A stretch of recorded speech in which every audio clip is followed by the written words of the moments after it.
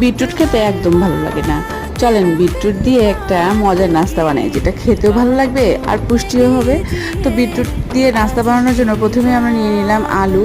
আলুতে দিয়ে দিলাম পেঁয়াজ কুচি, মরিচ কুচি, লবণ, হলুদের গুঁড়া, মরিচের গুঁড়া, জিরার গুঁড়া আর অল্প সামান্য চাট মশলা। আর এটা দিয়ে খুব ভালো করে মাখিয়ে নিব। আর এটা দিয়ে কিন্তু আমাদের পুর তৈরি হবে। আর পুরগুলো রেডি হয়ে গেলেই আমরা অন্যদিকে দেখেন বিটরুটের ম্যাশ করে নিয়েছি। আর এখন আটা নিয়ে তাতে লবণ, হলুদ, মরিচের গুঁড়া দিয়ে তাতে বিটরুট মিশিয়ে খুব ভালোভাবে একটা ডো তৈরি করে ঢেকে রাখলাম।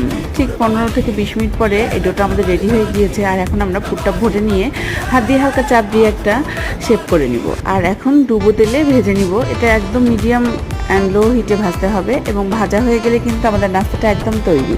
কি বলেন? চলেন ট্রাই করে দেখি তো কেমন হয়েছে।